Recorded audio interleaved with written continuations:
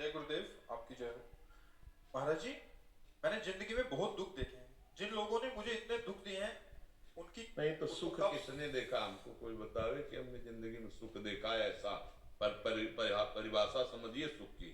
सुख की परिभाषा है कि वो मिलने के बाद फिर कुछ मिलना बाकी नहीं रहता। जो स्व से मिलता है उसे सुख कहते हैं, जो पर से मिलता है उसे दुख कहते हैं। अब आपको जीवन में किसी को सुख मिला हो तो मैं बताओ। सुख मिला केवट को, बोल रहा है अब कछुनाथ न। सुख मिला सबरी जी को, सुख मिला गोपियों को, सुख मिला भक्तों को। हाँ, चाह मिटी, चिंता मिटी, मनुआ बेपरवाह, ये है सुख। सुख है। तो आप अपनी बात की हमें बहुत दुख मिला है, तो हमें तो लग रहा है भगवान ने लिखा है इसमें दुखालय लिखा ही है। छल कपट से युक्त सबकी वृत्तियां, स्वार्थ युक्त कोई विशुद्ध प्रेम करने वाला तो भगवान का भक्त या भगवान ही है, अन्यथा यहाँ विशुद्ध प्रेम कहाँ है? यहाँ स्वार्थ का सारा खेल चल रहा है। जिस दिन स्वार्थ प्रतिकूल होगा उस दिन समझ में आ जाएगा कौन प्यार कर रहा है, कितना प्यार कर रहा है। ये कह रहे हैं कि जिन्होंने मेरे को दुख दिया उनको कब सजा मिलेगी।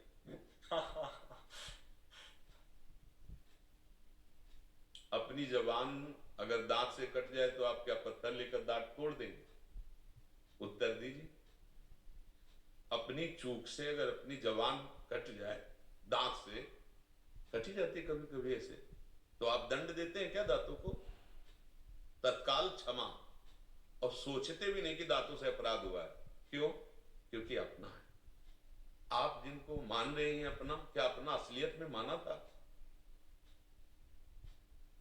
हमारी वृत्ति ही हमको दुख देती है, आपको सच्ची बताएं।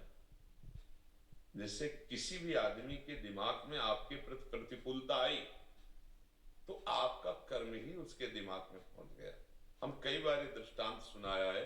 एक गौतमी नाम की महान तपस्विनी थी, महाभारत में भगवान श्री कृष्ण द्वैपायन व्यास देव जी ने दिखाया।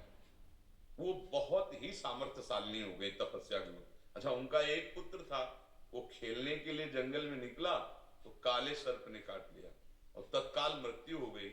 तो कुछ वहां के व्याध उठाकर लाए और तपस्विनी जी के आगे जब देखा उन्होंने हमारे पुत्र की मृत्यु कैसे हुई, तो उनका सर्प ने काटा है।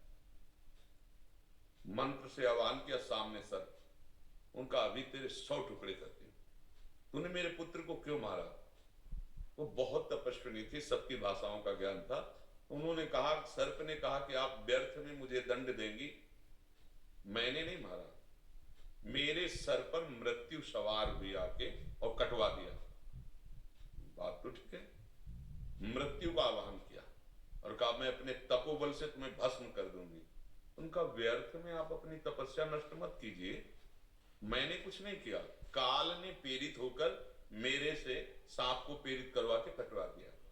हाँ, ये भी बात सत्य है। अब उन्होंने काल भगवान का स्वरूप है, सामने आया तो उनका नाराज मत हो, तुम्हारे बेटे के कर्म ने मुझे प्रेरित किया और मैंने मृत्यु को प्रेरित किया, मृत्यु ने सांप को काट दिया, मूल तुम्हारे बेटे का कर्म है। शांत, कौन काऊ के सुख दुख कर दाता और निज कृत कर्म भोग सुंदर। अध्यात्म से शांति की बात यह है कि जब हमारा कर्म कहीं ना कहीं हमें दंड देना चाहता है तो घटना बन जाता है, व्यक्ति के दिमाग में बैठ जाता है, वस्तु विपरीत हो जाती है।